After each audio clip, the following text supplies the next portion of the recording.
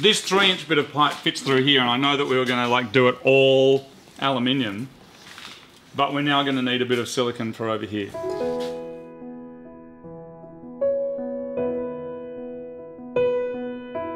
You might as well do it all silicone if you got one bit of silicone. Is that bad? Yeah. Okay. But it already fits. What's the problem? Just done. Oh, but weren't you saying that, how do we weld this in here though? Because weren't you saying that there had to be a little doodle on the end of this? There's a little doodle on the end. Yeah, and does that mean it won't fit? It'll fit in, it'll be right. Do we have to cut it? Legit. Do we have to cut the car? Maybe a little bit.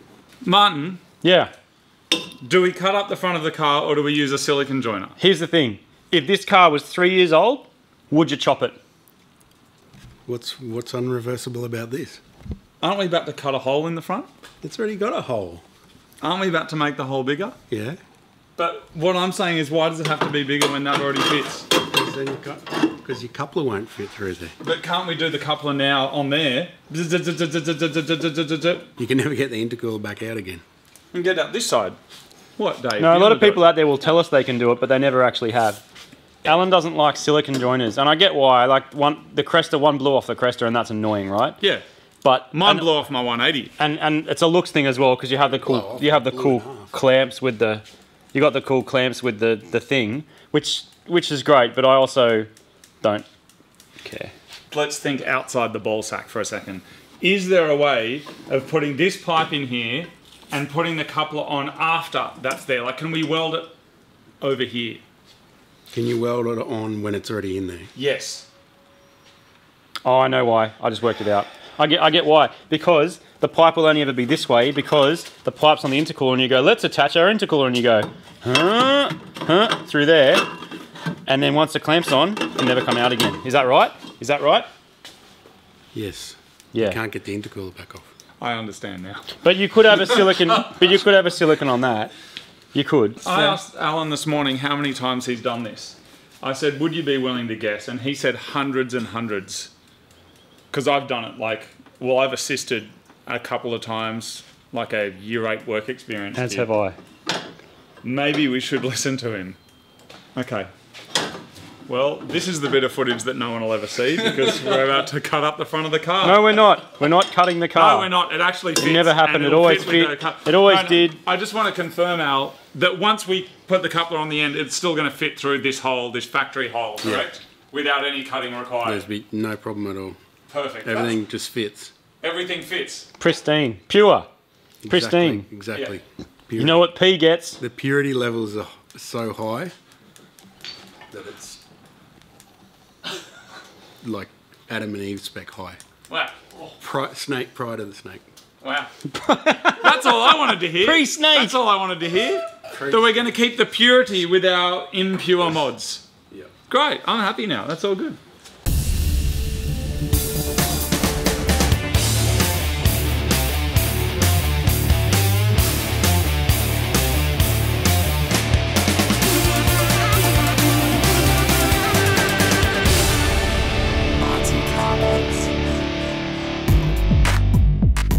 It's now time to get our Hypertune front mount intercooler installed onto the front of the car. This one has been especially designed to fit a 240Z, with the maximum amount of area to transfer heat out of the intake charge. We'll need to make up our own mounting system to attach it firmly to the front of the car. We've got some aluminium threaded bosses that we can weld to the underside of the cooler. A good tip is to thread a bolt into it while you're welding so the heat doesn't mess up the threads. With the lower mount in position, we can work out the upper mount.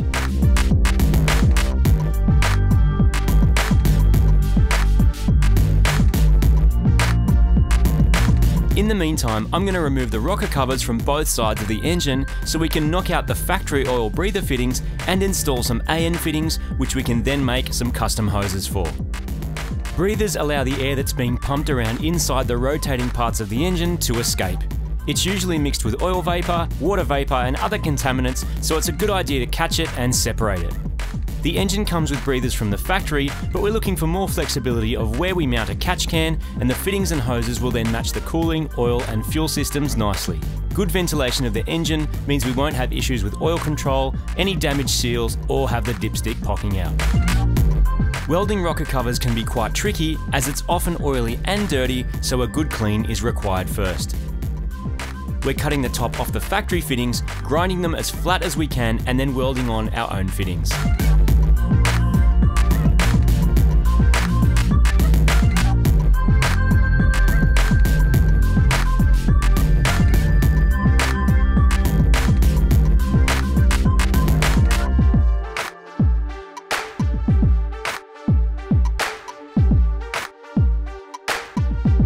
Rocker cover gaskets seal the covers to the top of the head and are often the culprit when you've got oil leaks. This is because they get heat cycled over and over, especially when they're next to something hot like a turbo or exhaust manifold. We're digging out the old seals, cleaning up the channels where they sit, and installing some brand new ones before bolting the covers back onto the engine. Now that the fuel tank's back in the car, I can reinstall the cover plate into the inner rear guard. I'm making the top intercooler mount out of aluminium sheet that I've cut to size to attach to the top radiator support. It will then be welded onto the top side of the front mount intercooler, and I'll drill some speed holes in it for weight reduction purposes.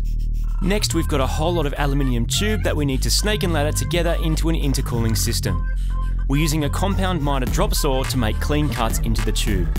We're chopping up a donut as it gives us the tightest possible radius bends to get from the intercooler and into the engine bay. Al is then welding the plate onto the top of the intercooler into its final position, which will be bolted to the top radiator support using 2 hex bolts and nylock nuts. The engine bay is really starting to come along, but the intercooler pipes still need to be made completely from scratch. We're using clamps rather than silicon, which we can weld directly onto our aluminium tube. We're tacking the 90-degree bends directly onto the intercooler while it's mounted on the car to make sure the positioning is perfect before taking the cooler off the car to complete the welds on the bench. And while Turbo Yoda performs his welding magic, now we can move on to our oil cooling system. So this here is the factory oil cooler that was on the RB26, so that is plumbed into the radiator, which, as Turbo Yoda was saying, then uses radiator powers to cool the oil, which could be being used to cool something else, Martin. That's right. So we're putting on a dedicated oil cooler a la this, which is pretty freaking awesome. The other benefit of that is that it's getting rid of a lot of the complexity that's under there, lots of hoses and all sorts of stuff like that. The question now is that normally you could kind of just install that here, but we are also talking about, see, look at that, that's pretty cool. Or like we said, of course, you could put it on the front of your bumper like we did in Japan and put a few hoses out the headlight like Not that. for this car though. But the plan is to actually eventually have air conditioning in this car. So that would run kind of around here. So we need to mount this over to the side in a clean and friendly way, which Marty's going to tell you all about. So the plan is to mount it up here, attach it just to the rail, and then make a little bracket off the bottom radiator support there. Yep. Which is good because we've got these hoses, it goes at a 45, straight through that hole, down and under the intake manifold. There's some complexity with the factory intercooler and there's some oil cooler, but there's also some complexity with this, but it just means it's a separate system, never shall they meet. And it's nice and neat. That'll fit behind the intercooler because we've got so much space in this nose. We're actually going to put this behind the intercooler. That's also so we don't have this little random black radiator hanging out. Sometimes people put them down here in front of a wheel, but we don't want to worry about stuff hitting it. So it's actually nice and safe back here. And once that's mounted up, it's just a hose out the top and a hose out the bottom, right? Exactly, and back into the adapter that sits on our current oil filter location. The adapter that Yoda made like a genius boss. So let's not chop the car and make some brackets. Sounds good, man. While Marty's working on the oil cooler and brackets, I'm installing a brand new battery that's more suited to this engine and sorting out the position of the oil catch can, which we'll install with nutserts. Once the oil cooler is mounted, we need to run some custom oil lines from the engine. We'll mark these out on the car, measure them up, and then make the lines up on the bench.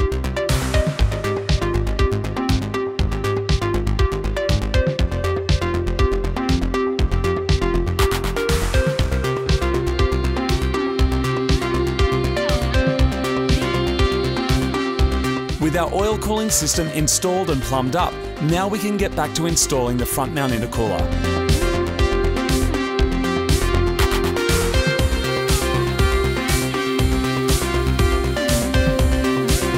There isn't a lot of room to move between the throttle body and the cold side of the intercooler, so from here it's a process of cut once, then cut again, then maybe measure, then cut 3 more times until you have the perfect intercooler piping setup. The hot side is a little more straightforward, but we're dipping the pipes down close to the rail so there's room for an air filter on the front of the turbo. Then we're going to mark it and tack it. All right, Martin, this is where we're at, mate. It's time to get a little update. Don't do that. Just kidding. Have you seen that video where the dude does that? No. Chops his finger off? Oh my God. Turbo chop? No. Martin, Turbo Yoda has just had to fly home. He's going to be flapping his arms for hours, isn't he? He's on his way back to sunny Queensland, where it's always hot and always sweaty and dripping off his nose. But it's time to do a quick little recap of where we got up to. Now, the front mount is in. It's looking amazing. And it fit. So this is what we were talking about earlier, about it fitting this car perfectly. Now, unfortunately, it's not perfect, but it's so close. Like, Isn't it? The tanks are right there. What do you mean it's not perfect? 90 degrees straight off right through there.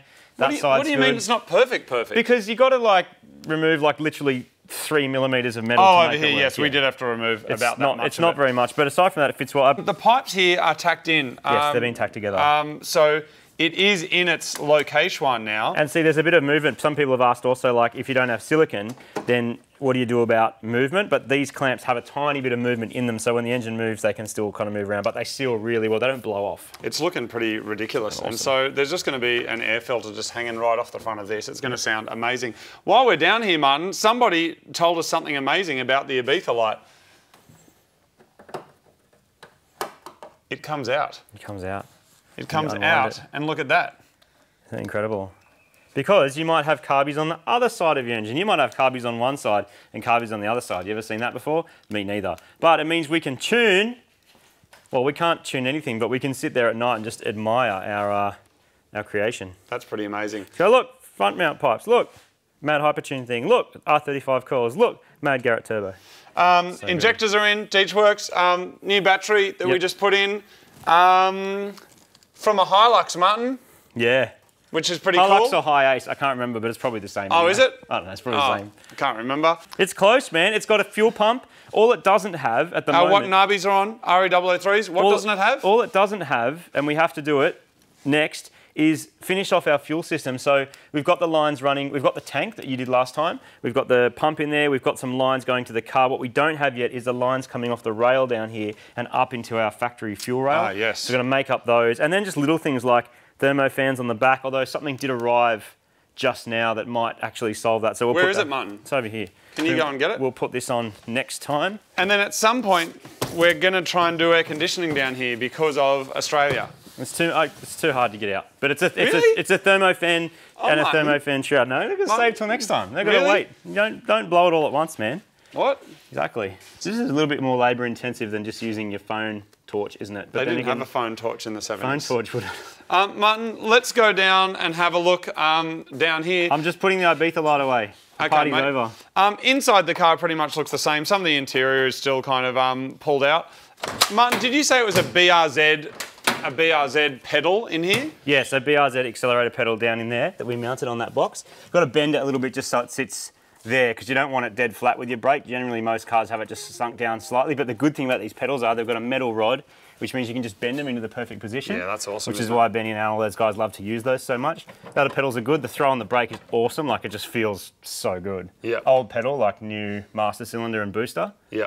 It's freaking But awesome. speaking of brakes, so back here, all of this is now going to go, and there are a couple of reasons. Like A, the car is going to be way faster, but B, we want the car to be engineered, properly engineerable, and we don't think that's going to be possible with drums. So we've ordered some stuff from Uncle Sam. I'm gonna see if it's on its way. I think it's on its way. So you might remember a little while ago we did a shout out saying what can you guys help us? We put it on the Faceballs, didn't we? Yes. And everyone was saying techno tuning, and then 2 days later, email went bong. It's like, hey, it's Clay from Techno Tuning. We got some cool stuff. I'm like, oh my god, can you help us with our rear end? And they said, yes, we can. And so the next email just said, I'm sending you some stuff. What diff do you want? What diff are you using, and what hubs are you using? Yeah. So the plan at the moment S13 hubs, right? S13 hubs because 4-stud and 4x1 on 4.3, and then R34 diff, which I don't think is going to break. Some people use 300ZX diffs, right? Because they're R230s and they're massive, but only the turbo ones are.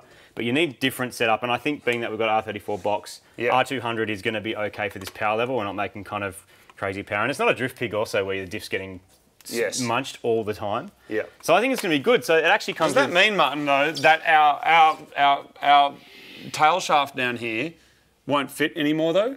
Do we need to get another new one? Possibly, but that's kind of a good thing because the tail shaft guy was saying that the unis in that one are like sort of a bit old. Oh, all right. So it's not a bad thing. I mean, look, if it means we get an R200 and we get rear disc brakes and coilovers and like a whole rear end setup, I'm so excited.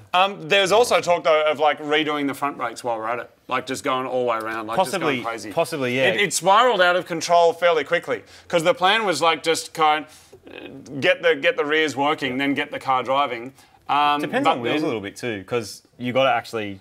It'll be a bit tricky with wheels. Like if you put 17s on this, it'll look not great, but you'll fit any brake. But these wheels may only fit certain brake combinations, so we're gonna have to play around with it. But we'll do that next time. And then we got to work out whether we need like wider rubber on there as well. Yeah, because the consideration, like with this diff in there at the moment, is people are just like, well, that'll work to drive around, but the moment you try and do a skid, it'll probably go kablamo. Yeah. It'll go Ronda and Katut. Yeah. So and also like these tyres, we know will fit with this particular setup. Also, it's worth noting it's got flares, but it's not actually even lipped under here. Yeah, so that might have to get chopped. Try and put massive rubber and you lower it, then you're probably going to run into problems. I mean, we can roll this or whatever later with a pure guard roller and do it very neatly, which means we can probably fit wider rubber. But for now, we'll get it driving. And also, it's kind of fun to find out if you don't have enough rear end grip on the track. Is it? Super Gramps. So. That's too much grip.